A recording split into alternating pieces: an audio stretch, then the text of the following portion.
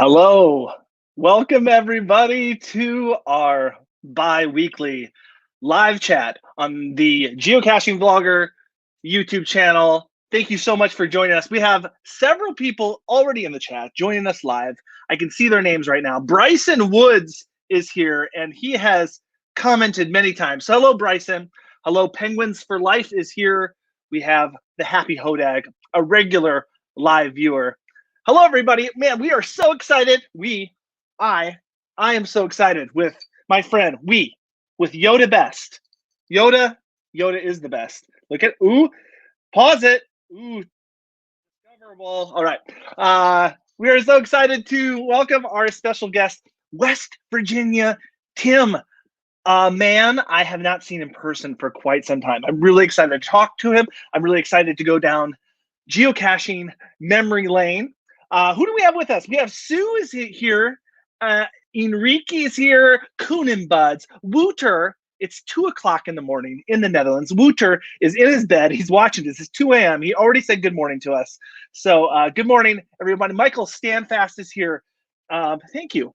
Okay, Jason says he likes the AirPods. They match the 20th anniversary shirt. Ooh la la. Look at that. Oh, other side. 20 years of geocaching, people. Rich Havlick from Minnesota. The undercacher is here. The chef is here. The chef from Sweden. Is that the Swedish chef? The Swedish chef, you know, like the Coblets of here. Cachers is here. Thank you, everybody, for joining us. Cachers, I heard, yes, he did an awesome talk at Geo Woodstock back in Cincinnati. Julia has this shirt. It's high fashion. I'm not so much a white shirt person, but you know, it's summer. It's summer and it matches the AirPods. Thank you so much for joining us today. Special shout out to all our patrons. We have a few patrons in the chat. We have Wouter is in there. We have Rich Havlick, the undercacher, is in here. Thank you so much to all of our patrons that make this whole thing here, the whole YouTube thing, the TikTok thing now, makes it all possible with our goal, my goal, me and Yoda Best. Our goal is to inspire you to get out and explore this wonderful, amazing world through the amazing hobby of geocaching. And I'm really excited to have Tim. We're going to bring him on any second. Lisa Hawkins is in here. We got people from Germany. Tim, I can just see Tim. He's in the backstage. I can see he's really nervous. He's a really nervous guy. He doesn't like being in front of people. I just, you know, he's really shy. If you've ever met him, he's really shy. So this is, you know, everybody just has to be very, very, you know, kind to him. And we can't have any trolls tonight. The Aussie geocacher, See My Shell is here. So thank you so much. If you'd like to become a patron, here's our commercial. Support is at patreon.com/geocachingvlogger. We would really appreciate any help that you could give us so we can just keep doing this. And it's a crazy time. I'm excited. I don't know if you're excited to get out there and start going to events again. I miss events. I miss events big time. So so thank you so much. Let's bring them on. I have an introduction for you, Tim. Here it is. Are you ready? Here it is. We have with us Tim, West Virginia Tim.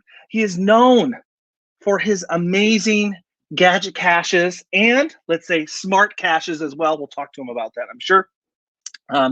He might be considered, I don't know if this is his official title, but I'm just going to say it here. He is like the father. I'd say he's the father of gadget caches. Get this, guys. His geocaches that he has created have racked up over 31,000 favorite points. To put that in perspective, guess how many favorite points that my caches have? I just looked, 282, which isn't bad, but it's not 31,000, all right? Not only that, he has a YouTube channel. Get this, his YouTube channel, we'll talk a little bit about it. Rich, thank you so much for the super chat. Thank you, all of you that, the super sticker, that have supported us also on the super chat. So Rich, thank you so much, so kind of you. So think about this, his YouTube channel, he has an awesome YouTube channel, over 10,000 subscribers, 1.4 million views on it. He is geocaching royalty, but he only has 34 videos.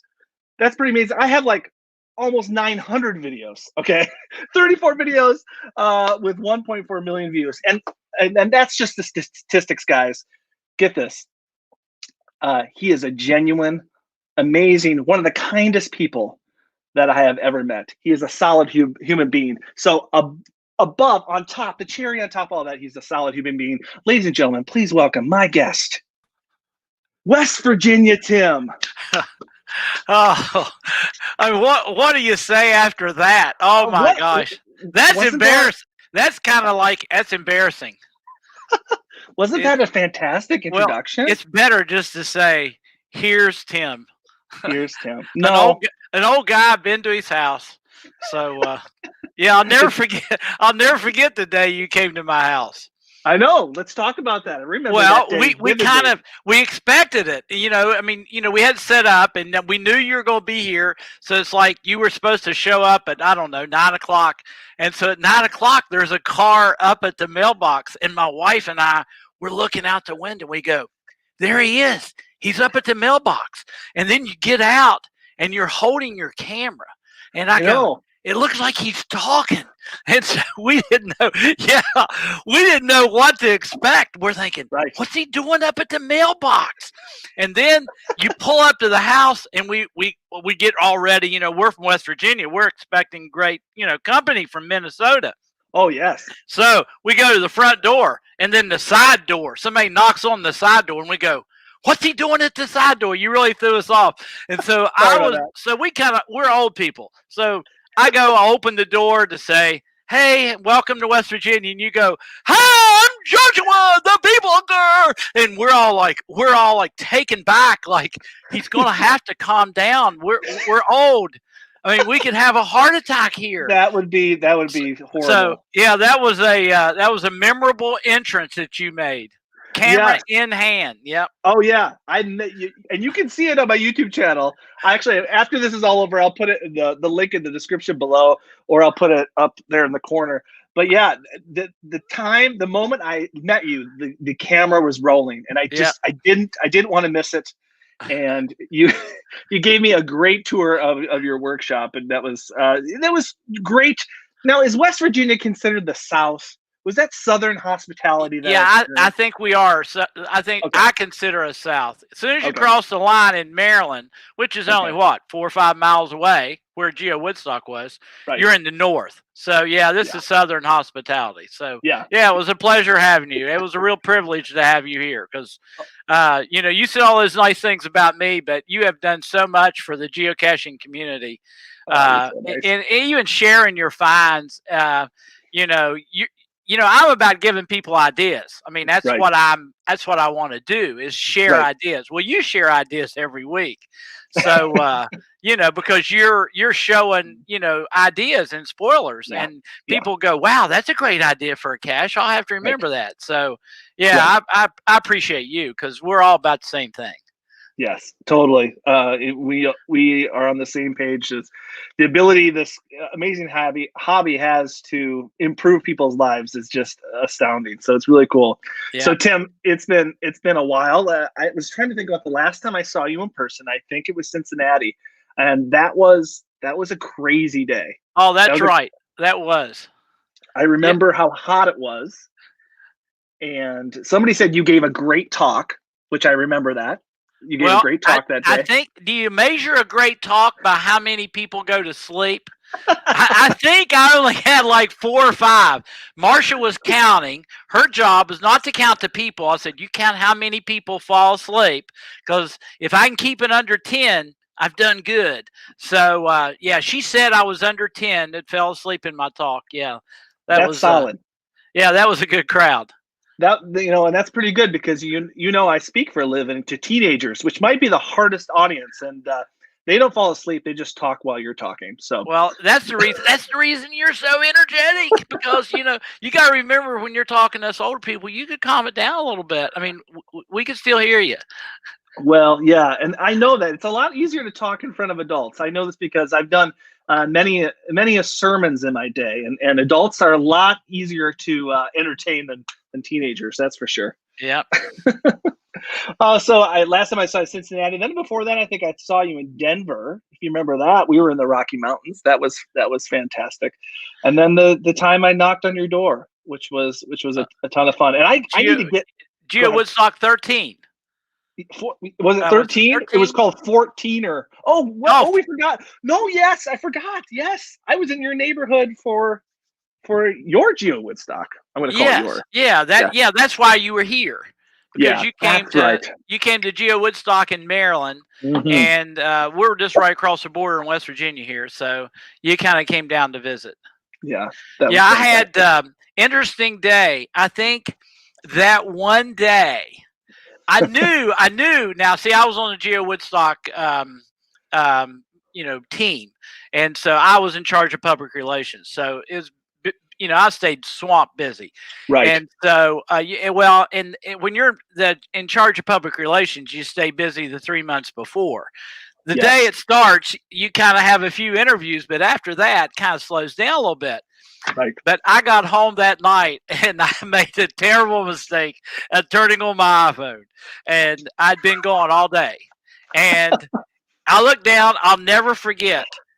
I look down at the mail, and I keep my email box clean. If I hit 100, I'm in bad shape because I try to keep them cleaned out. I look down, and it started 1,000, 2,000. I ended up with 11,000 fines. Oh my gosh. 11,000 emails. I'm telling Marcia, what in the world am I going to do?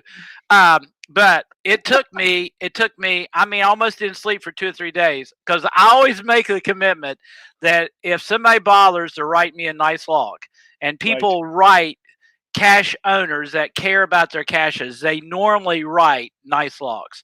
And I read every single one.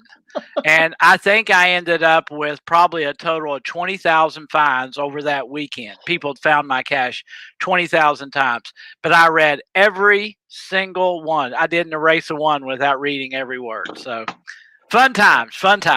And again, that's another thing that makes you a great hider. It's not just about putting the cache out. It's about maintaining that cache, and part of that is really showing the appreciation on those logs. I think that's fantastic. So, Tim, I want to know, we're in a global pandemic. What have you been doing with your time for the last several months? Have you been any new hobbies that you have? Have you been working on caches? I looked at your Facebook. It looks like you've been biking a lot. But tell us, what have you been up to over the last 6 months? Well, we're here in West Virginia. We spend a lot of time with the chickens. And did we have chickens when you were here? I don't remember any. I can't remember. So, it's been quiet. But as a cache owner, my Geotour has the county's Geotour has 50 caches. And I really take a lot of responsibility. That's a job. When I talk to people all over the world, and they'll talk about their Geotour and how many people's on your committee and how many people do you have doing the caches? And I go, it's just me. And they go, no. How many people place the caches? I go, it's just me. But I have people here every single weekend from out of town.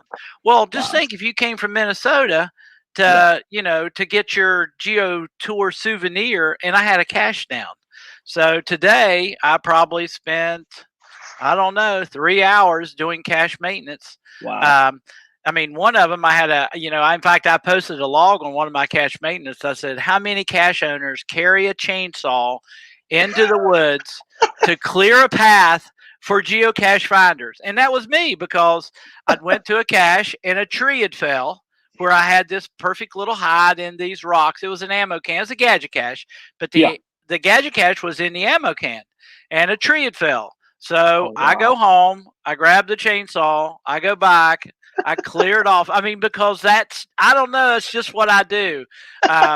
So sometimes people say, well, something about, I forget how they phrase it. They'll say, you got all these favorite points, and they'll make some light of it. And I go, hey, I tell you what, those favorite points come with a lot of effort. That's true. I'm sure that's true. One of the caches I took back today had been out for 5 years. That was a Gadget Cache, and it had served me well. It was on the Geotour, but it had started to kind of deteriorate up around the top, and I don't like my caches to look bad. Right. And so after 5 years, I brought it in, completely rebuilt it, same concept, I mean, same cache description, but it takes time to maintain, you know, your caches and have them looking good, because I just feel responsibility when people come here and they want to find West Virginia Tim caches, that they look good and they're reasonable. Right. And so it takes, I mean, some caches, my very first Gadget Cache, which was called High Tech, and I'll say this with a whisper, it's the #1 cache in Virginia, not West Virginia. Don't tell anybody. Don't tell me. The people from West Virginia, if they found out that I had a cache in Virginia, I'd probably be kicked off the Visitors Bureau. But my very first cache was in Virginia, and it's called High Tech. And the reason it was called High Tech, it was a place at a high-tech rest stop at the time. That was in 2011.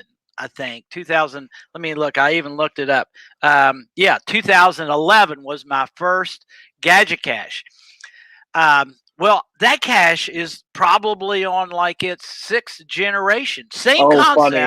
Same concept. Push the perch in, cache drops down. Same concept, but it's nowhere near the same box. I mean, because I keep trying to change it. But now that's the reason it's the #1 cache in Virginia, is because it has longevity. Now, I looked before this program in case you would ask, but if I looked at my top 10 caches, I only have 3 active, because I like I've got caches. So 7 caches I've archived that, you know, have over 500 favorite votes.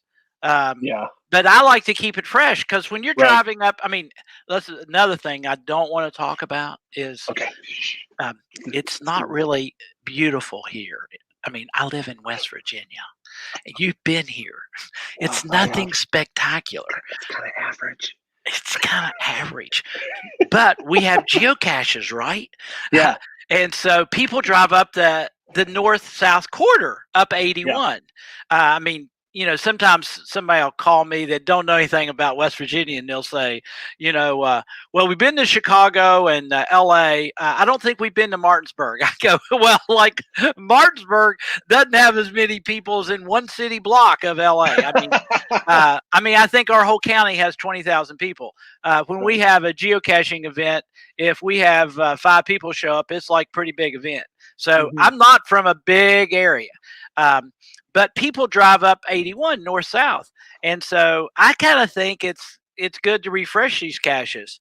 So I'll take those. So I've taken 7 caches. Sometimes I'll get rid of one. It's got 700-800 favorite points, and I get hate mail. You know, like, you took out that cache before I found it. You know, I've read about that cache, or I've seen it on YouTube, and I wanted to find it. But I try to keep it fresh. So when people are coming up and down the road, I've got some spots that are just easy for tourists to jump off and grab. So I get rid of the caches and put a new one in there, because I know, you know, they say you put caches out like you like to find. Well, I like to treat cachers like I like to be treated. And when I go visit my son in North Carolina, there's like no rest stops now I can stop at, because I've got every cache at every rest stop all the way to his house. So I try to freshen it up, so when people are going to go, oh, there's a new cache right off the exit. And so, you know, I kind of keep mine fresh. Yeah, and I can attest to the fact of how well built your caches are. I mean, you know, a cache that lasts 5 years, a Gadget Cache that lasts 5 years before you replace it. That's a well built cache, a cache that is weathering well. So I know you take pride in how well built they are, and I can attest to that as well. So yeah, I appreciate that. So I know we were going to get to the Geotour a little later, but I'm just really curious, because around this whole COVID-19 thing, how has that impacted the Berkeley? Tell me the correct name. The Berkeley Gadgets Geotour, GT96. It's dropped some. I think caching's great. I mean, you can get out and you can cache, but people can't, you know, a lot of times people fly into Washington, We're about an hour and a half from Washington, D.C. So you can fly into Washington, D.C. or Baltimore, but, a lot of people are flying, so it's causing driving. But we still have people here every single weekend. I'd say at least 4 or 5 couples or groups from out of state. Well, all my finds are from out of state. If you think about it, we have a small, people, you've been here. You got here, and I think your first, question was, how in the world did you find this place? Why did you build a house here? We're not a metropolitan area. Right. It's very, very rural here. Yes. But we still get people traveling here every single weekend. And I put my telephone number on all the cache, not all of them, but probably every second or third cache has got my telephone number because, DNFs, some people love DNFs, but a DNF to me is a failure. I'd rather have somebody call me. Now, on my night cache, I prefer you call before 9 o'clock. But I'd rather have somebody call me and let me give them a hint than I would, because when they walk back to the car with a DNF on a Gadget Cache, that doesn't create a memory. But you gotta, it's tough because you got to make it hard enough to be a challenge. Because if it's just a park and grab and it's really easy, that's not a memorable cache. Exactly. But if you stand there for 15 minutes, you're trying to figure it out, how do I get this? That's a memory. So it's kind of hard to figure out how hard to make it. So totally. It's kind of getting that mix. Yeah, for sure. And I think this year is a great year to complete Geotours. I've completed one myself that I had to drive to. I haven't flown to one yet. But with all the events being canceled, I think Geotours are the perfect solution. It's like everybody come to our community, but just not all at the same time. Right. Yeah, and that's what a Geotour does. Yes. That's sure. Exactly what. And our Geotour is really an anomaly because I'm sure that I don't know what Geotour you went to, and you don't have to give it away. But most Geotours are spectacular places. Great overlooks, or national parks, or state parks, or it travels you around to historical places. Not here. We don't have a state park. We don't have a national park, but we have geocaches, and they're gadgets. So the thing that makes our Geotour an anomaly is that ours is all about the caches, not necessarily about the location. So we're kind of an odd bird, but you already knew that. Yes, for sure. Because one odd bird definitely knows another odd bird, and you're clearly an odd bird. Well, thank you. I'll take that as a compliment. Well, we've been going down geocaching memory lane, sort of in honor of this new souvenir promotion. And we just heard, 2 weeks ago, we found out from Brian Roth that there's going to be another souvenir promotion that is starting in a couple weeks here. So two souvenir promotions at the same time. And so we've been using this memory lane thing as a way to talk to people about their geocaching memories. So we've had, I said it before, we've had Brian Roth on last week. We had Geocaching Katie. Did you meet Katie in Cincinnati, Tim? I don't think so. Okay, she was there. She's another geocaching YouTuber. And then we had Cache the Line join us for the first one. So I'm going to ask you some of the same questions about your geocaching history. Now, we know you mainly as the geocaching hider extraordinaire, but I want to hear about how you heard about geocaching. I would love to hear about your first geocaching experiences, what you were thinking, what were your thoughts. Tell me a little bit about that, about you as a finder, not a hider. Well, I don't get a lot of chance to find. Here today, but if you think about it, I always tell people, they go, well, you don't find very many. And I go, I probably spend 5 to 10, 15 hours a week geocaching. It's doing maintenance, replacing logs, so I spend a ton of time. But now I did find one today on my little trip. But what happened, I had a church group here, and you've been to our house. It's kind of an Yes. open architecture, post and beam. And so we have a computer upstairs. I'm actually upstairs. In fact, I don't know if you can see. Well, there it is. So I have a post and beam. My house is Awesome. my house. You've been here. So my house is all post and beam. So up in this top of the loft, we have a computer. So we had this church group here, and a guy's leaving. He's walking out the door after a little church Bible study group, and he goes, "Hey Tim, I left something up on your computer." Well, first of all, I'm thinking, what is he doing on my computer? I mean, he goes, "I left something up on your." That's all he said. I left something up on your computer. I come up to the computer, and it's open to geocaching.com, and he didn't say what it was. Didn't say you're gonna find it an interesting read. So I just look at it, and I read it, and I go, well, that's fascinating. There's one not too far from me.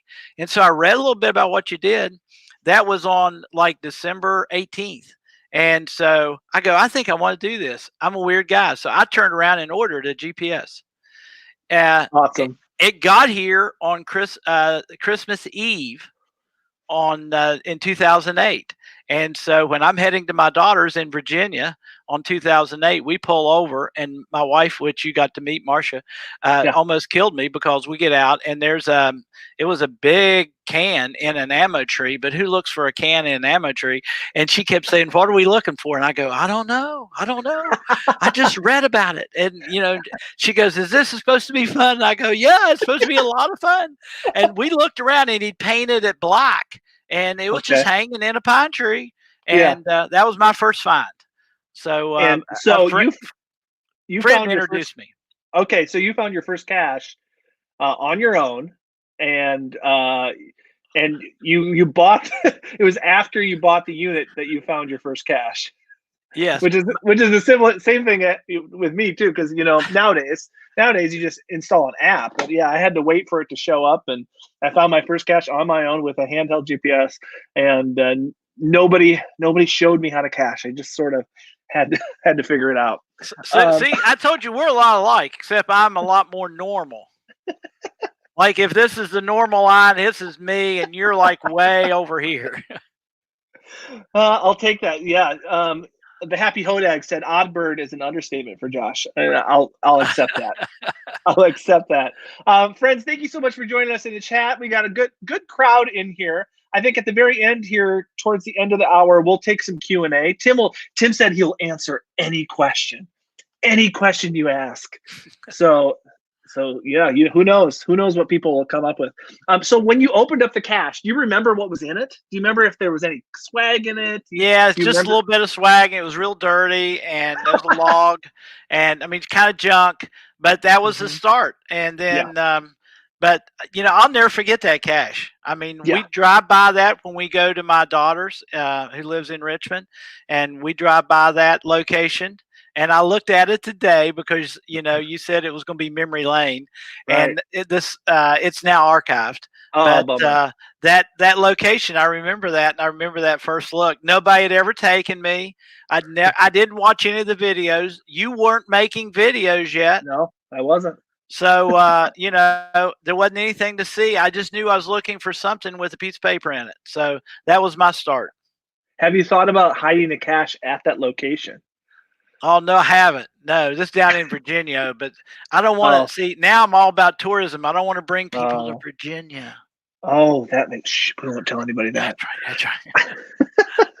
All right. So how many caches did you find before you hid your first cache? And walk us through, was your first cache that high-tech one? No, my first cache was an ammo can at the church. I probably found a couple hundred. And I kind of liked it, and I consider myself a Christian geocacher, and so I thought, you know what, our church has a really large facility with 35 acres, and I thought, we could bring people to our church.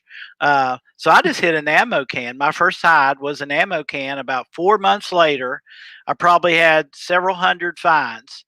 And so Wow. I knew enough at least to hide an ammo can. So I hid an ammo can in the back of the church property and thought, at least get people to come to our church property, and because we kind of believe it's God's property. And so just make it available to everyone. So a lot of Right. people loved that. That was a good little ammo can. And I still have a cache there, although I've renewed it in the exact same location as my first cache, but now it's a gadget. Oh, awesome. Does it have to do something with the church?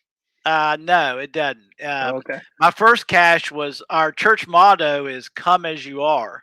So that's the name of my cache. On our bulletin, it says "Come as you are." In other words, we're in West Virginia, right? So you just kind of come. In other words, you don't have to dress. You don't have to dress up. We're a West Virginia church, so you don't have to dress up. You just kind of come as you are. So it's called "Come as you are," and that was my first cache. But I loved hiding it.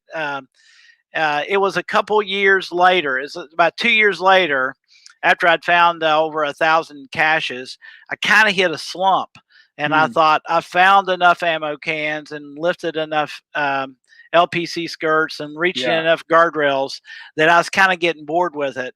And I found a pretty cool cache that was kind of like a gadget, but I can't remember exactly what it was, but I go, if I could build something interactive that made people do something.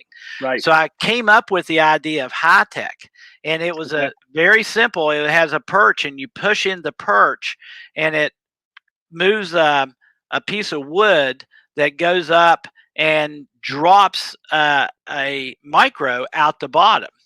And I was really proud of that. Well, that cache now, it's still active. That's what I was telling you about. Has over 640 favorite votes. But I took that cache idea and I go, I couldn't think of any more right and stuff. I'm thinking, that's a great idea. And so I think I did start pinning that as a gadget. And so what I did, I started looking at people like Dayspring over in Seattle. Yes. I started writing people. I saw Sammy in this chat room. So I started writing people in Australia or Germany that could speak English, or California, and I go, hey, I've got this idea. So I drew it up on a piece of paper, copied it, and then I'd send them emails of people who had, after these favorites votes come out, and I tried to parlay that, and I'd say, you're welcome to use my idea. Do you have any good ideas? So we started kind of an exchange of ideas. Right. And that's kind of how I started, doing it. Then people started, as I started coming up with more creative ideas, people started writing me and saying, hey, how do you do this?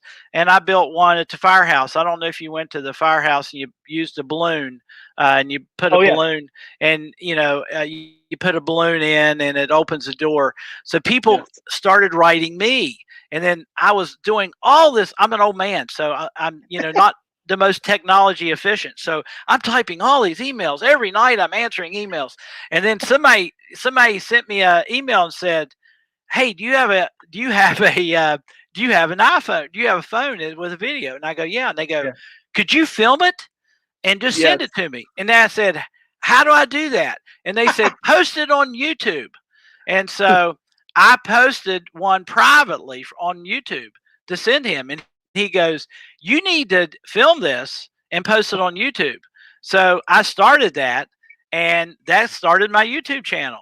And now I kept track of it for the longest time. Then I decided it was that was a waste of time. I'd keep little stroke sheets every time I'd get in another country, but I had caches copied in 40 countries and every state in the union.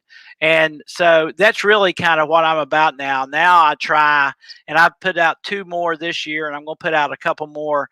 I try to just share ideas on YouTube because it's all about improving the game for me. Right. Totally. So, and that has certainly happened. I mean, I've traveled all over the country, and it's so fun to come upon a geocache and go, oh, a West Virginia Tim geocache. And I tell people, and I tell people, don't put my name on the cache page. I think cache pages, can get too long. And I said, they said, we'll give you credit. And I go, no, please don't. Don't mention me. If you're in Minnesota and you find a cache, who cares where the idea came from? You just care that it was a great cache. So I said, don't give me any credit.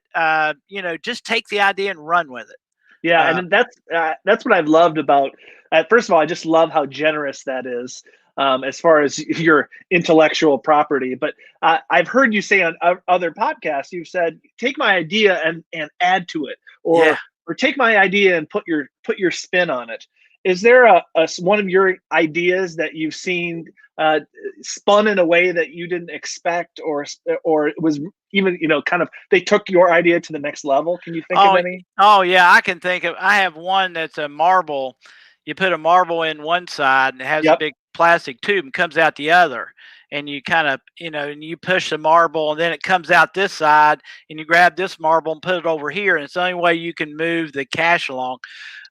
So almost everybody improves mine. I mean, that's an embarrassing question because I've got pictures in my geocaching photo stream that like are my caches, but they are so much better than mine because they're, you take an idea and you can, it's easy to improve on it. And so somebody took that marble cache idea and you open the lid of the cache and there's all these marbles. They filled the whole thing full of marbles. So then you have to find, the hole, the one hole to put the marble in. But yeah, people improve my caches all the time. And that's a joy. I mean, what a fun thing that is. That's fantastic. Yeah. What about the advent of the smart caches, the Arduinos that are out right now, where people are taking the electronics to the next level? I know you have several caches like that on your Geotour right now, and I know you work with a gentleman. I've heard in other podcasts you worked with a gentleman in Germany. But what are your thoughts on the state of gadget caches? Well, I don't know. This could be heresy. You're liable to see the comments really go to pot here, but I've loved gadget caches, and I kind of felt like this will sound really this sounds weird. Kind of shows you how my brain works. Mm-hmm. But I started a couple years ago. I see this cache, and this guy raised the temperature. He had to raise the temperature, to get this code. And I watched this on video, and I go, "Oh my gosh, these people they're passing me. I mean, these people are brilliant." And I saw a couple and I go, "Wow, this is so good." I said, "I've got to try it." So I started working with Olaf in Germany, and he loved programming, and he was building my caches. So I'm sending him all these ideas, and so he was building some of my gadgets. So I went and bought an Arduino kit, and Arduino for Dummies, and I was learning how to program it. And I sent him a link, and I said, "Hey, I'm trying something new." Well, he was an old programmer. Boy, he goes, "Hey, I'll program." And I go, "Oh, wow, if you program, I give you some great ideas." And so, awesome. I've got some great smart caches. I mean, I've got one where, there's a cache hidden at the base of a tower, and the cache, when you turn it on, it says, "Hey, you have to increase or decrease your altitude by 60 feet. And you go, and you look up at thing and you go, "Darn, I got to climb that tower," and the tower's straight up. But it says decrease, so you can run down, Yeah. So I got an altitude cache. I've got one now that's extremes. You got to raise the temperature and drop the temperature. I've got a cache that you got to light on fire. You literally take a match and you light the side of the cache. It's all plexiglass and glass, and you have to light it, and it sees the fire, and then you have to put the fire out, and it's got a tube, and you have to pour water in the tube to put the cache out to extinguish it. I love it. But I don't like the smart caches near as well as I like the gadgets. So many. I've got one that uses you got to take the little, it's like the surgery game where you take the little wand around without touching the copper. There's several of those out now. I've got one of those, but those are, and a lot of these are just normal games. I don't think they have quite the challenge of a normal cache. But now I've seen some of your videos where you found some of Dave's caches. DJW House. Oh my gosh. His caches are amazing. Yeah. And if I was going to spend that kind of time, I think I personally, now, Right. I love guys like that spend 6 months putting out a cache, but I'd rather put out 4 or 5 good gadget caches versus that one, but there are people that are fabulous at doing that.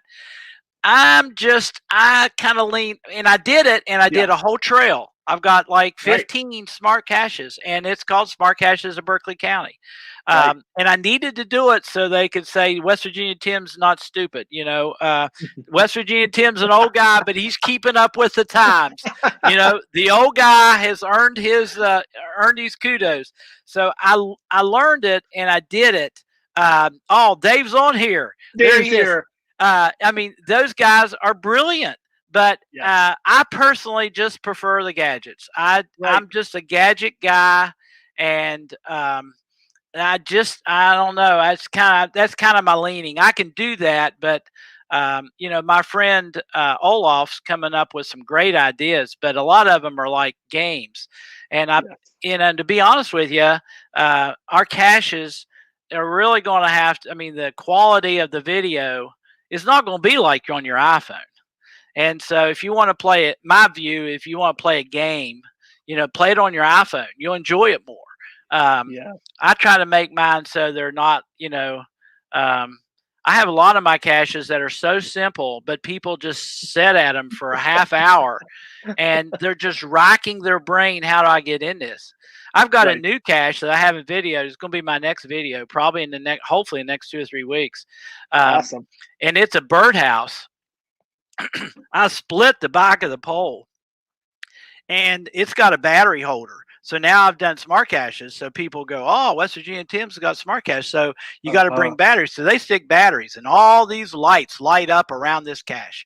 And there's all these buttons and switches, and they're pulling buttons and switches, and they're thinking, Tim's done smart caches. And they put the battery in. Sometimes they make me feel really bad because they say, we had to drive to Walmart and we bought new batteries. I'm like, oh my gosh.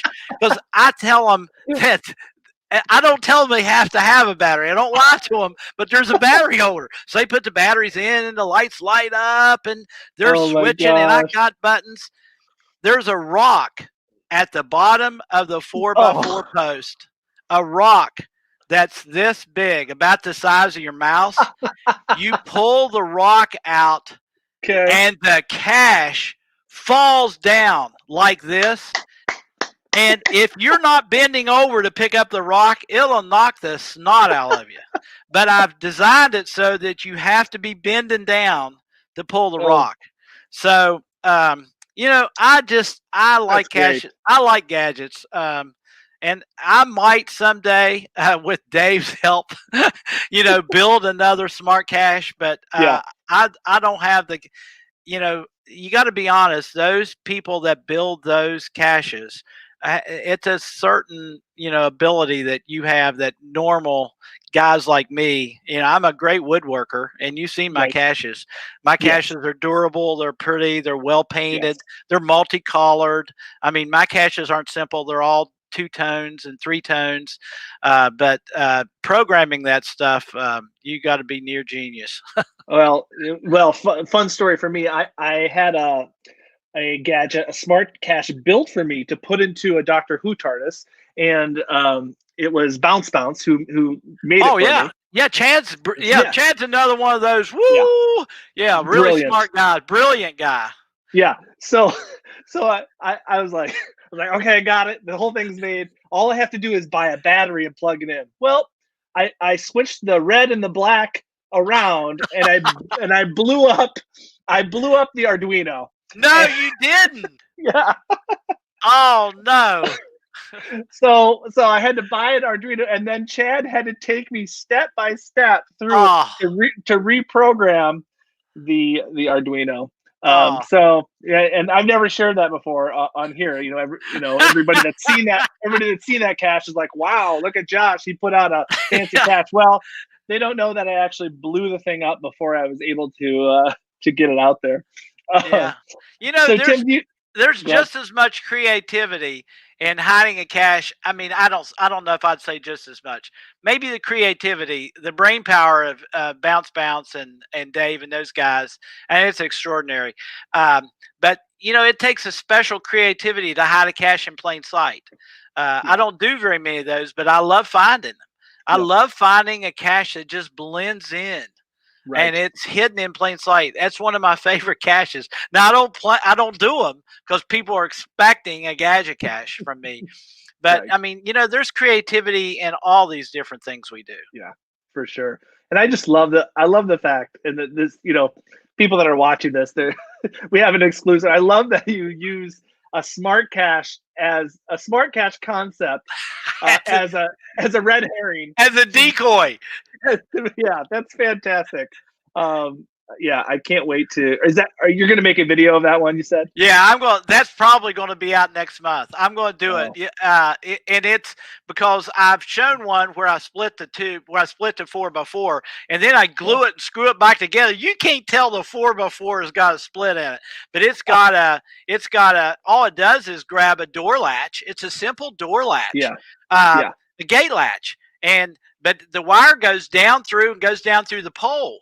And it hooks to the rock. So you pull the rock and the cache falls. Well, I had to put a stopper on the bottom of the cache to keep it from, hitting the pole. But that thing drops down, and there's been people, I mean, it just scares the crap out of them.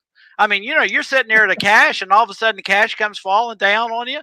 And I've got a door hinge to keep it from, to hold it on the 4x4 post. But that cache just goes boom. Oh my gosh.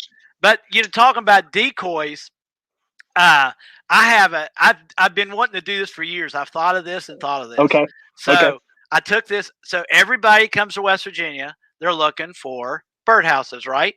So for 5 or 6, 7, 8 years, I've trained them. They see the birdhouse. They put their GPS in their pocket, and they just walk to the birdhouse. So on the last trail, I said, I'm going to get them. So I took a cache. I took a birdhouse, and I wrote gibberish. It's all gibberish on there. It's like, and I even took stuff and attached it and put numbers beside, like a frog, and it's got a 1. Right. But it doesn't say anything about being a cache, and it's got a lock on the bottom. It's 40 feet from the real cache. So it doesn't have anything to do with the cache. It's a decoy. It's just offset. When you go there, there's a bare spot around that thing 10 feet, doesn't have a blade of grass. People stay there for hours, and they call me, and it's called, get this, attention to detail. Because they see the cache, they see a birdhouse, and they go, there it is. And they just struggle, and they go, we can't get that lock open. And I go, what lock? And they go, we're at the woods, attention to detail. And I go, that's a lock and lock. And they go, we're at the birdhouse. I go, that birdhouse, that's not anything to do with the cache. I said, did you look at your GPS? And they go, oh my gosh, we're 40 feet away from it. And I go, That's great. That's simple, but see, that's simple. Yeah. That's so simple. And I just like the simplicity of a good gadget cache. Yeah, and you do such a great job of just thinking just a little bit outside the box, and that usually ends up being the solution. Dave just said he fell for that cache. He was messing with it, and that's a guy that's a pretty smart guy. So if you're fooling Dave, I would rank that difficulty pretty high. All right, so we're at it's been 50 minutes. We're 50 minutes in already. Oh, we gotta stop. I gotta stop talking. And we've only gone down 2 of 5 down memory lane, but I'm going to open it up. We'll keep talking about memory lane because we're going to talk about some things that maybe aren't gadget caches. We could talk about this forever. But first, I have a question for you. Are you the person that tokened the term gadget cache? Had you heard of it before that, or did you just start calling it that? Yeah, no, I'd heard of it one other time. There's another guy over in the middle of West Virginia, and he had a cache that he called, it had the word gadgets in it. and the cache was, he was a machinist, a brilliant man, and it was a really cool cache. But some of the stuff was stuff we've seen now that is normal, but it was like, you put water in a tube, and you got to hold your fingers, and but Right. he called it gadgets. You had to pick up some tools, and he said you pick up these gadgets and you have to use these gadgets. So that was Gotcha. the first I'd ever heard of it. And then when I made my first one, I said, I'm going to call this a gadget cache because you have to do something. So I kind of defined it as do something. So I don't think I was the brainchild of the word gadget, but I'm probably the first one to make it popular because this guy didn't do a lot of caches, but he did use the word. But I think I'm probably, not to take credit, but I'm probably the one who coined the term gadget caches. And I worked with HQ to try to get them to put an attribute for, like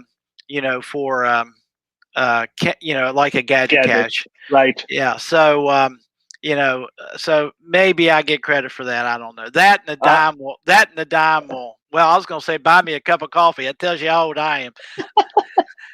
Yeah, it won't buy you a cup of coffee, but yeah. It would be great if they would have that attribute, but I'm assuming they probably told you that the field puzzle attribute would suffice. I'm guessing. Yeah, it's the field puzzle. That it's something solved in the field. Yeah. And I wish more people would use the field puzzle attribute, because that is a question I get. I find a lot of gadget caches and smart caches. I highlight them on this YouTube channel, of course, with permission. And that's a question I get, especially from new people. New people are like, how do I find a gadget cache? And they really struggle, especially new folks finding them, because yes, you can follow the favorite points, but that doesn't necessarily take you to a gadget cache. So I do wish it was, with there being so many now, I wish it was easier, especially for new people to find them. Yeah, I almost always try to use field attribute where I can, because I think it's a good way to search on them, good way to find gadget caches. We're gonna go through a few questions here, if that's okay, from our viewers. So if you have any questions, go ahead and put them in the chat. This is Matthew, and Matthew, thank you so much for the super chat. Do you have many caches being destroyed or muggled? We have that problem here. Do you have a problem with muggles in Martinsburg? Yeah, I have. This sounds crazy, and it's counterintuitive, but I work really, really close with the businesses that I place my caches at. And in fact, some of the businesses, they don't believe. I mean, I went to Chick-fil-A to take out an old cache to put a new one in, and the owner of Chick-fil-A said, her words were, she goes, "You can't take my cache." And I go, and she goes, "No, you can't." I went to another person, Josh. I went in my pulled up to a farmer's market, and my 4x4 post, the cache was gone. And I'm like, darn, I spent all that time, and I walked into the market, and there's my cache sitting on the counter. And I go, "What's my cache doing on the counter?" And she goes, "Oh, we're going to repaint our cache." And I go, "You're going to repaint your cache?" She goes, "Yeah, we're going to repaint it." The caches that cause me problems are the caches that I hide out in the middle of nowhere. Right. So I try to put caches. I got a cache beside Widget, a well-known a gadget cache that's got a motor in it, sits beside 5 feet from a road that gets 2,000 cars a day going into the bank parking lot. See, those kind of caches don't get stolen. So I work with my owners really, really closely. They take ownership. They watch out. Most of my caches, the one that I was just telling you about, that at the woods, that's Decoy. I go up to the sales office and I work with them, and they know that the real cache is 40 feet away. So I work really closely with the owners of the property where my caches are, and I try to put my caches in places that are fairly busy. But I have had caches muggled. You're going to, and it bothers me, and it upsets me, and it discourages me for about an hour or two, and then I kind of get over it because I go, "Why do I do this?" somebody's going to tear it up. But you kind of got to get over that. Right. And I think you really found a great secret with working with businesses, because my friend over in Germany, Hanover, Germany, Daniel Flieger, has a company named Geheimpunkt, and that's primarily what he does. He works with businesses, and yeah, those businesses end up being sort of the guardians of those caches. And they're all hidden in plain sight. You know how you have a lot of birdhouses. He has a lot of just urban looking boxes, in plain sight, and they last forever because these businesses, they want the cache there. They want to protect it. I think that's great. Yeah, I saw your video on when you was over there. That's the second highest rated video tour in the world. Yeah. Yeah, and he's he's nipping at our tail. I mean, I think we've got 16,700. He's got 16,400. I mean, that's amazing over there. So yeah. Okay, go ahead. Next question. If you ever have an opportunity to visit over there, Tim, I would highly. He's done a great job over there. Tim, have you been awarded? I'm sure you have. Have you been awarded an Adventure Lab? Yes. And have you put it out? No, I haven't yet. Okay. I'm trying to work with the county and trying to figure out a way. Of course, everything I do, it's really about trying to help my local area for tourism. So I'm trying to figure out how I can do it. I'm going to put it out.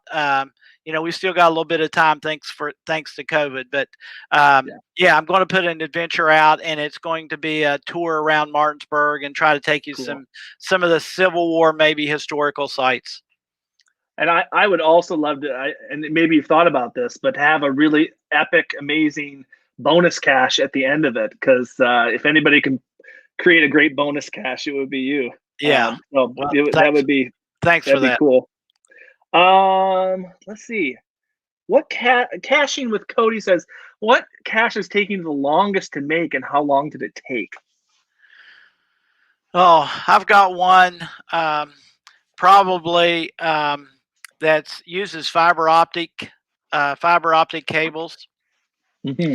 And there's 4 places on the cache that you shine a flashlight, and it lights up a simple little, it'll show a number. But getting those fiber optic cables run through, I probably spent, and the places you shine the light are all hidden on the cache. Oh, okay. So you just don't go in and shine a light. You got to look for 45 minutes to try to figure out where to shine a light. I've got an abacus on the bottom. It's painted black, and it's got all the, and you move all these little, your little beads on your abacus, but under one of the abacuses, you got to shine a light. So it's really hard. I probably spent 40, 50 hours building that cache. So some of my caches take, 20 to 50 hours probably. And I do multiple paint jobs. I normally never put a cache together and just paint it. I normally paint it while it's apart, so I can get the backboard is one color and the other board on the side another color. I mean, I'm really big on making my caches look nice. So I take a lot of more time than I probably should. But that's awesome. This is not a question, but we have a young geocacher here, Chelsea Guy Vlogs. He says, can I give his channel a shout out? So Chelsea Guy Vlogs, here's your shout out, and go over and subscribe. Let's support other geocachers. Let's support young people. I think that's pretty awesome, and keep getting out there, Chelsea Guy Vlogs. So thanks for the super chat. That is really kind of you. Here, my friend Matthew, what is the name of your cat that is always in your Gadget Cache videos? I have, well, you've been to my shop. I have a barn that's near my house, and I have a woodworking shop in it. And that's, that cat is named Hunter.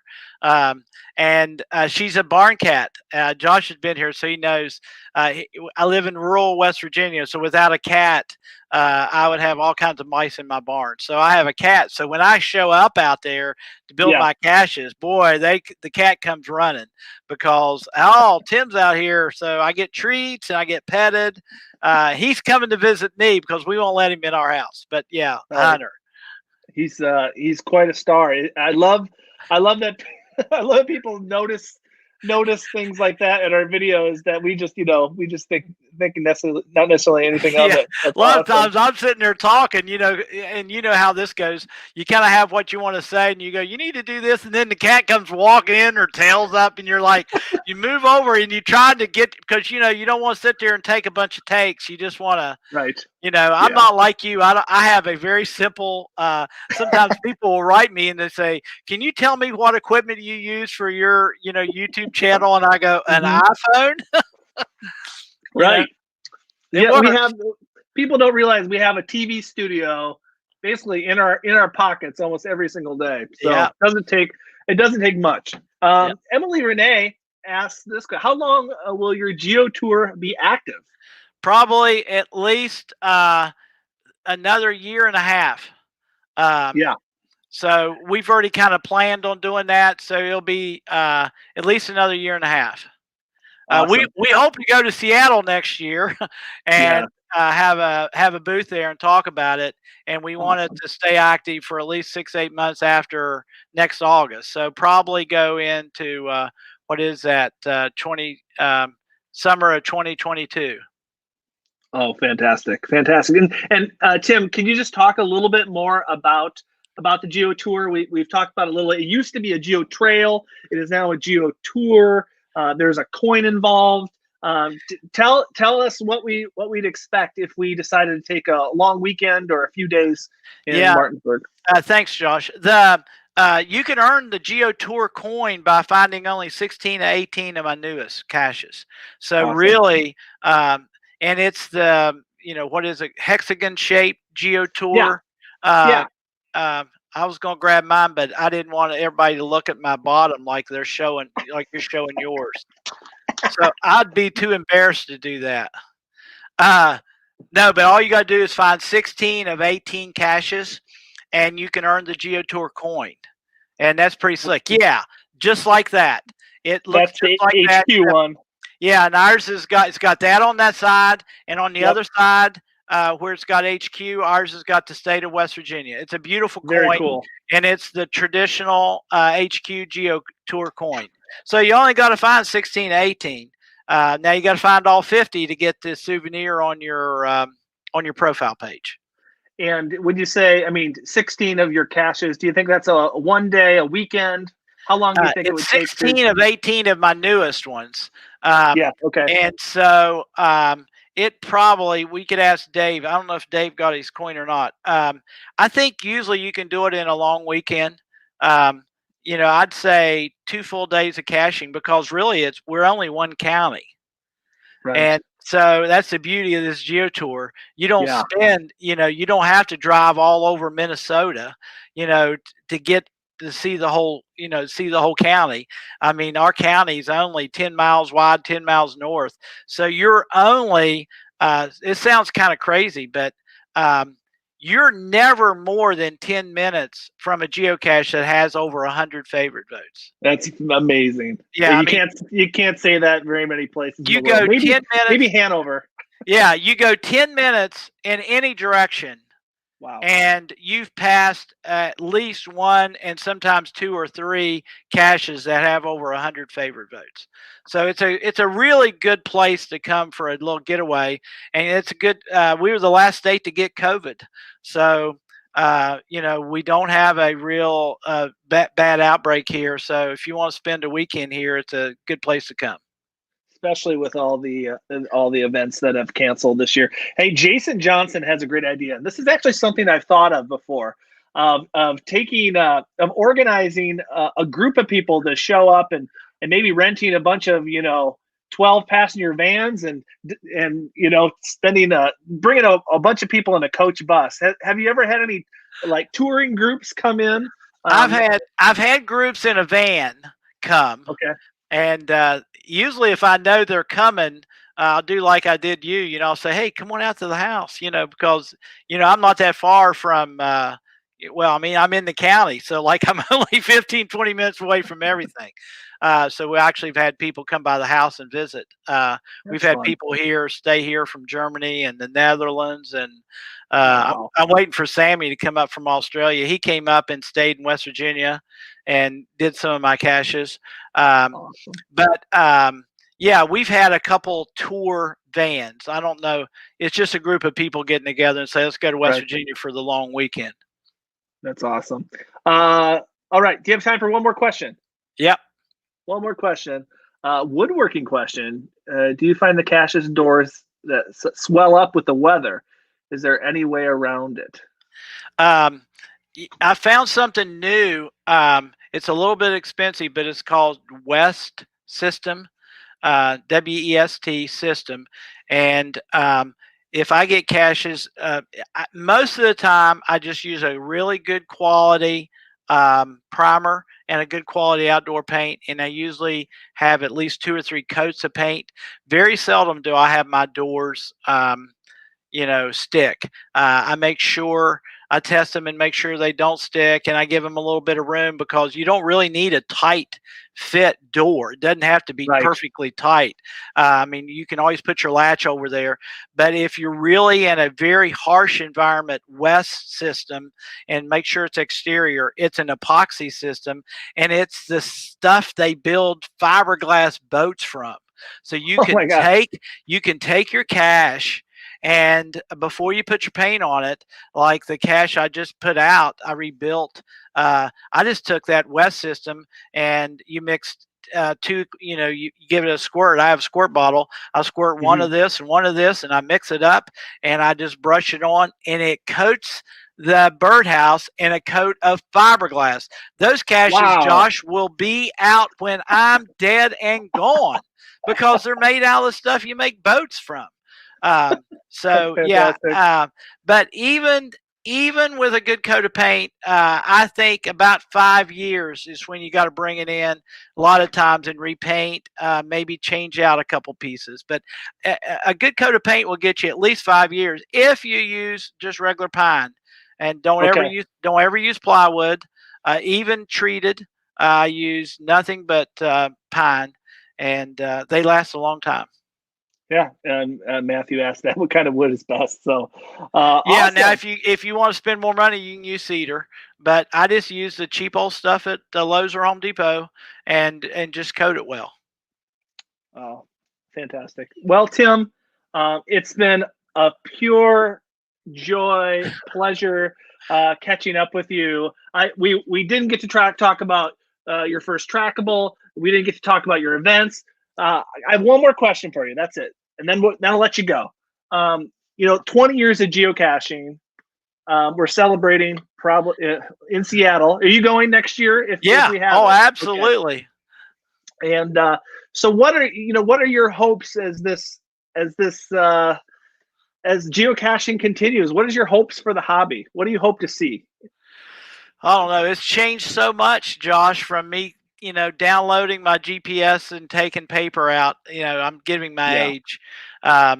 So I just hope people, I would just like to encourage people. Of course, I'm a hider, so I just like to encourage people to be kind and be nice to your cache builders who take the time, be gentle, read cache pages.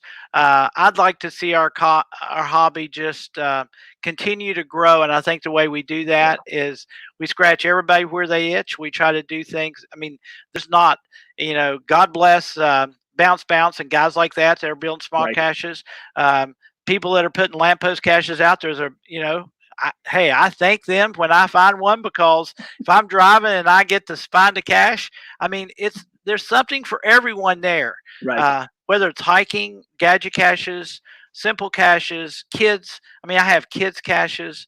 I just think we just got to keep trying to expand our game, roll with technology. Heaven knows what it's going to like a couple years from now. I mean, Dave might even be saying someday, gosh, the technology's passed me by.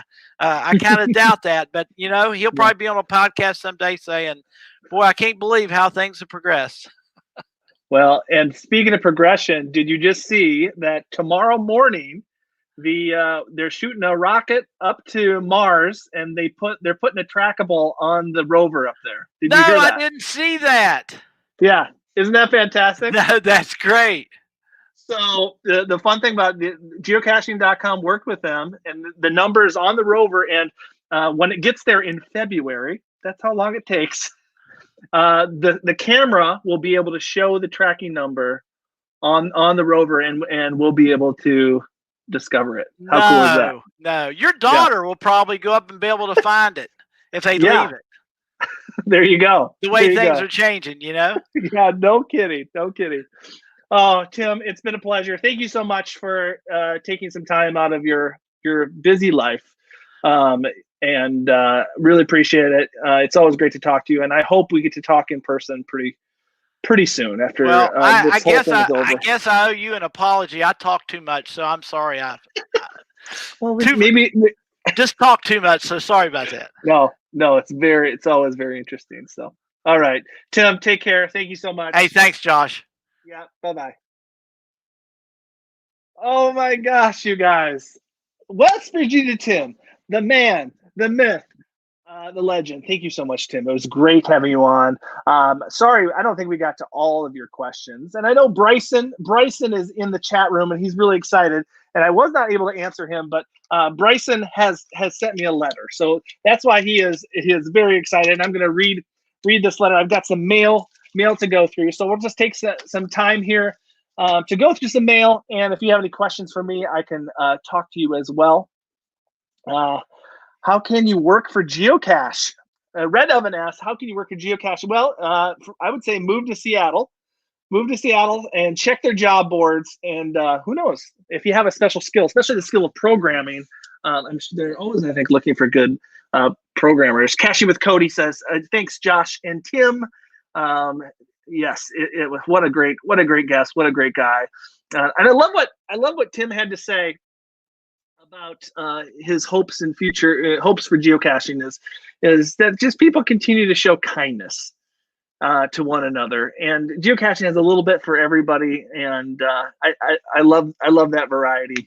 And Michael said, can whoops, the chat's going back very quickly. Can you have him back again? Yeah, maybe. We'll see.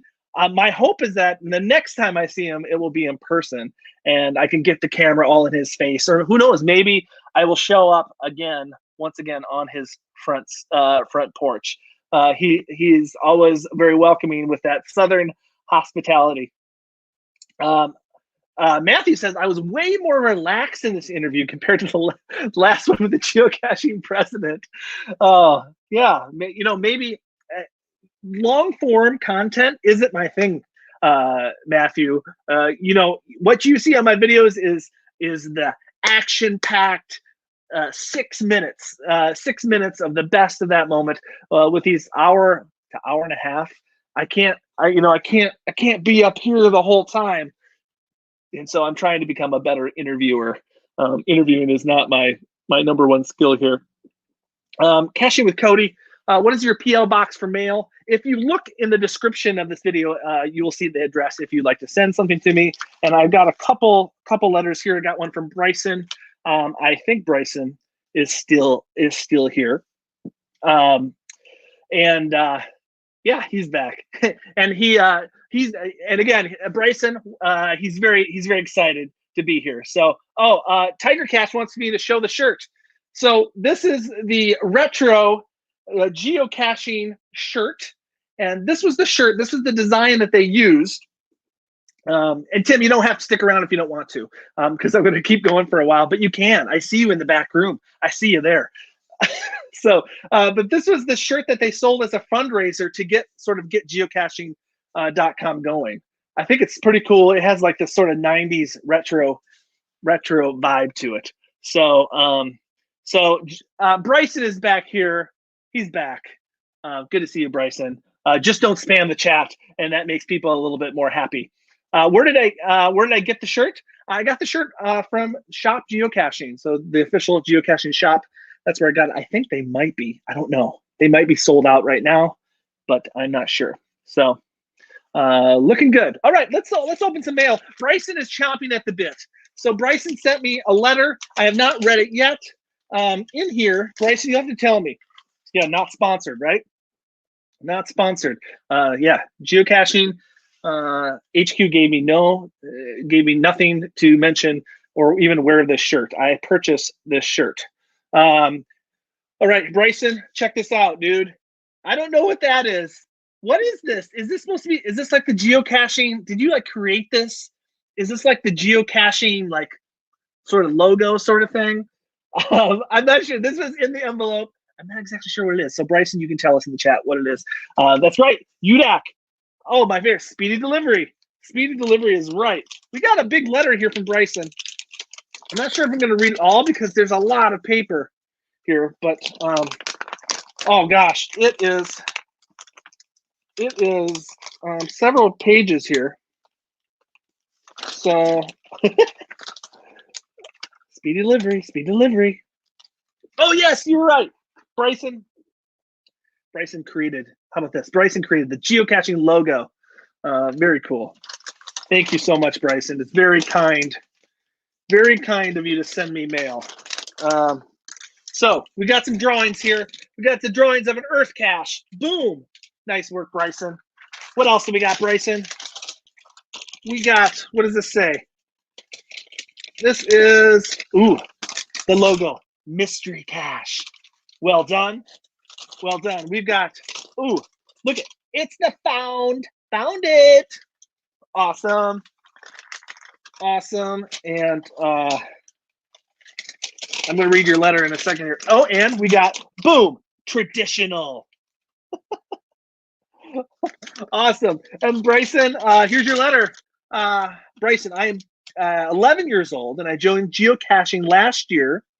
You found me by searching on YouTube, geocaching vlogger, and you found me.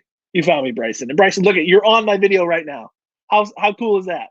How cool is that? Thank you so much for watching. I'm drawing a bit of geocaching history. Consider replying if you want. Use the address off here. Awesome. Bryson, thank you so much for the mail. Just got it today. So very cool. All right, I have some more mail from, we got some mail from New Zealand. New Zealand, that's right. Bryson's famous. Let's give it up for Bryson. Let's give it up for Bryson in the chat. He sent me something. 11-year-old geocacher. We love young geocachers because you guys, you know what? Let's be honest. If we don't have young geocachers, our hobby will die. It will die, right? We need young geocachers. So, all right, we got this little note. Ooh, so a shout out to another geocaching YouTube channel. Ladies and gentlemen, look at, we've got the Curious Kiwis. There it is. Look at, oh yeah, look at all this round of applause. Nobody's upset at you for spamming the chat. Everybody, see, geocachers are the nicest people. And Matthew, what a guy. A super sticker. Thank you so much. So a little note from the Curious Kiwis. That's right, the Kiwis. The Cache Line is here. Jeff was on the very first Memory Lane show. We got all the way through Memory Lane with that one. But hey, Tim was so interested in what he was sharing. You just let Tim go. You just let Tim go. You let him talk because he is the father of gadget caches. He is the father. So it says here, oh, a little note. Hey, Joshua, thanks for taking part in our first pack tag trade. Thank you very much. Look forward to adding one of yours to our collection.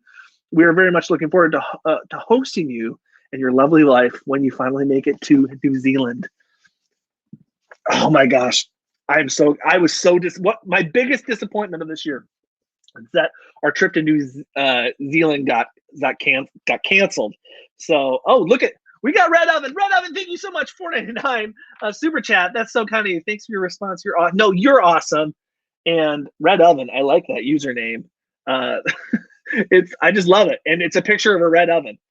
So thanks so much for joining, Red Oven. I hope you found my conversation with the West Virginia Tim, entertaining and informational. So it'll be great showing you all the country has to offer. Rachel and Paul, the curious Kiwis, and you guys look at this. I know, right? Sad. Well, the next best thing to going to New Zealand is to getting a curious Kiwis path tag. There it is. There it is. Oh, Matthew. No, you're awesome. Matthew, are you looking forward to the new Bill and Ted's Excellent Adventure? I bet you are. So the lady and the man. It is a sharp looking tag, caching with Cody. All right. Thanks for joining, Bryson. I appreciate it. Jason wants that path tag. Well, maybe they'll trade. I don't know how many they have, though. Not sure how many they have. All right, this next one, you guys, I've been sitting. Oh, wait, what is this? Oh, we got. Oh, I don't know if I should open this. Because it says open first. It says open first. I only got one. I only got one thing. So I'm assuming I should open, like, I didn't get anything else. So maybe I should wait for the other part of it. So I'm going to hold on to that one till next time. If there is a next time. Udak is excited for Bill and Ted 3. Hey, friends, Udak, check this out. If you're a Bill and Ted, if you're a Bill and Ted's Excellent Adventure or Bogus Journey or 3, if you're excited about that, you know the guy that has the TARDIS that I put the Gadget Cache in locally. You know, I've made a couple caches of that. During COVID-19, get this, he built a Bill and Ted's Excellent Adventure phone booth. How cool is that? And it would be a perfect place for a cache, but he already has a cache on his property. And I don't think I can convince him to put that phone booth somewhere else. But I'll have to show a video of it. It's pretty awesome. Maybe I might put it on my Instagram. So I don't know do you have my Instagram? It's at Geocaching Vlogger is the Instagram. So, but how cool is that? Yeah, Jason, he needs to see that phone booth. The guy's amazing. All right. So couple things coming up in the future. So I have one more piece of mail, and I'm really excited to show you. So I'll end with that. And the Geocaching podcast is starting in like 7 minutes. So I don't want to go too far after 8:30. But this Sunday is the beginning of the August Geo Challenge of the month. So that's coming up. That's pretty exciting. And you still have time to complete the July Geo Challenge of the month. You have until Friday to do that. So I'm sure many folks in here, I know many folks in here have already completed the July Geo Challenge of the month. So this Sunday is going to be the start of the August Geo Challenge of the month. And then that following Wednesday, we're not going to go live, but I will post a video opening up the July Cache Crate. Ooh, Cache Crate. It's like shiny. It's so beautiful. All right. And then after that, we're going to continue with the videos from Gilby, North Dakota, the Disneyland of geocaching. So Udak, that's right. How can he fit so much stuff in that front yard? Udak, you saw that video. We had over Jason Johnson. Jason was there. We had over 100 people hang out in his front yard. So that's crazy. What's the July Geo Challenge? Well, the July Geo Challenge, you'll have to watch the video. Just search Geocaching Blogger July Geo Challenge, and you can find out what the July Geo Challenge is. You have a few days to complete it. I'm not just going to tell you. You got to watch the video. Bryson's wondering, when are we live next? And it'll probably be 2 weeks from today. I'll look at my calendar. It looks like we'll be live again. Looks like August 12th, I think. Yes. We'll probably be again alive again August 12th, 7 p.m. Central Standard Time. That's true, Wooter. The front yard is bigger when you're in it. That's a TARDIS joke. And Tiger Cache, I wish you were there. I've been tempted. I've been tempted to ask him if I can have another event in his front yard, and maybe then we can feature feature the Bill and Ted his house in 2 weeks. I'll have to think about that. Question for you. I think we're going to continue going down geocaching memory lane. Let me know right now in the chat. Let me know who would you like to see as a guest. I'm trying to think like who would be on. Think about who would be on the Mount Rushmore of geocaching. We've had the president on. We've had West Virginia Tim on. We had Geocaching Katie on. We had Cache the Line on. Who do you want? Because the reason I brought West Virginia Tim on today was because one of you guys in the chat, I can't remember who it was, suggested that we bring West Virginia Tim on. So I did. You ask, and you received. So let us know. I'm really excited about this mail. I bought something from eBay. Okay. Oh, memory lane, a lackey, Annie Love. I could make that happen. That's a good idea. I would love to get Corey Spurrell on. If you don't know who Corey is, she is a TikToker that is a geocacher as well. I would love to get her on. So Corey, if you're watching, the people want to see you on my YouTube channel. They want to see. So there you are. You've been requested. Annie Love again. So yeah, people are like, they want Corey. More people from HQ, the geocacher from Dirty Jobs. Oh, so Dave Barsky. I have thought about inviting Dave Barsky. Yep, TikTok geocaching girl, Corey. Stardust ZZZ. Scott from California. I know he totally would. Yes, there we go. A couple requests there. Mountain bike would be a great guest. Mountain bike is actually going to be on the geocaching podcast this Sunday. More requests for Corey. I think we must have several people from TikTok here. Oh, I don't think that's possible. I could certainly try, but hey, Geocache Talk got them on, got Mike on, but I'm not sure. This is a great idea too. I thought about this today in the Podcaster family. Barsky is a great interview, and Barsky's been all over the world, which might fit really well with the new wonders of the world. Oh, another idea, Lisa from Cache Advance. She would be a great guest as well. So Cully Long from How to Puzzle Cache. You guys, these are all great ideas. Amazing suggestions. All right, you guys, I went to eBay and I bought something. Red oven. Thank you so much.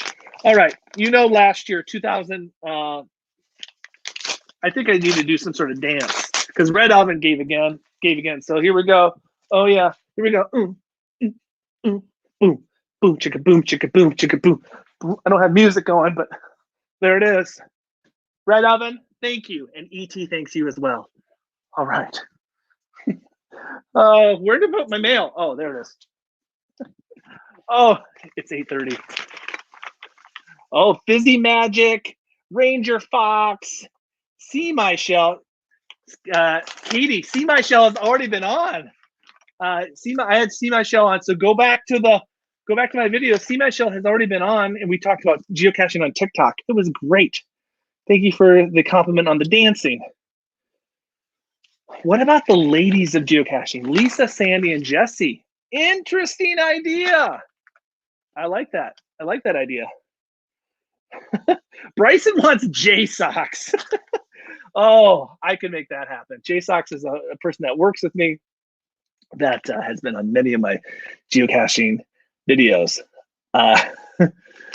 Dance in Yoda boxers. Actually, I think I'm actually wearing the Yoda boxers right now. Some reviewers. These are all great suggestions. How can I keep the energy going that long? Yeah, I know. But you know, when Tim was on, I was just sort of listening. It didn't take as much energy. Bryson thinks Tricasius. We can make that happen. If you want to see an interview, oh, look at this. Daniel Flieger. Pretty late over there, but I bet you he'd do it. I bet you he would do it. Amazing suggestions. Amazing. Where's my oh, okay. You haven't seen this for a while. Here we go. Whoops, it moved. There it is. You know it. Yes, yes, yes, yes, yes, yes, yes. And you guys, I don't know if you knew this. But Pokemon Go Fest was this weekend. And I'm just telling you right now, I played Pokemon Go Fest, and I had a blast. Lots of other ideas. Sydney, thank you so much. Shout out. Thank you, Tristan. That's so kind of you. Thank you so much for the super chat. I really appreciate it. All right. Hey, look at Matthew is going to go edit his Geo Challenge video. Thank you so much for hanging out, Matthew. He is a patron. Gave some super chats tonight. Contributed to the conversation. You're an awesome guy. Thank you so much. Pikachu. Ah, Pika. Oh. You should send us your Poke friend code. I've thought about doing that, but I don't know if. Tell me, like, I don't know if I want that many friends. Do I? Do I want that? Would be I guess that would be a lot of gifts. But the thing is, people would send me lots of gifts, but I wouldn't be able to give that many gifts out. So that's cool. Wooter, I'll give you mine. So message me in Patreon, and I'll give you my code. But I don't know if I want to put it out for everybody. All right, guys, I'm still holding on to this. I'm really excited about this mail. Oh, so I've been looking for this coin all over the place, and one day it popped up on eBay. And one of my big highlights from 2019 is I got to go to the 8 cache in Brazil. And I did. There we go. Yeah, if you're really interested in my friend code, I did put it on Twitter. It's true. I did. The thing is, I have a lot more people following me here than on Twitter, so but thanks for.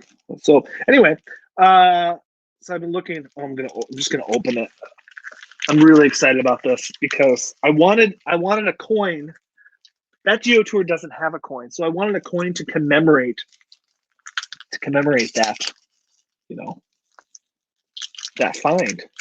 And so I wanted to get an 8 cache coin that represented that 8 cache, because I have a lot of 8 coins that represent the 8 cache in Washington, but I don't have one that represents that. So, oh my gosh, it is so beautiful. Check it out. There it is. It's really, there it is. Is that not? Oh gosh, the last one. And it's not the last one anymore, but when this came out, it was Mission 4 Southern Bowl. You guys, I looked all over for this cache, for this coin, and I finally found it. And then I got to cover up the code. You guys, that park is known for really amazing birds. And so it says Intervalas. Yeah, there you can see it. Intervalas Park.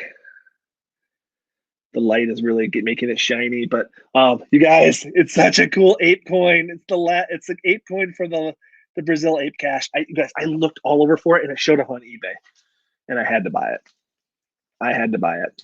So yeah, you know what? Jeff said, still need to get back there for the real icon, right?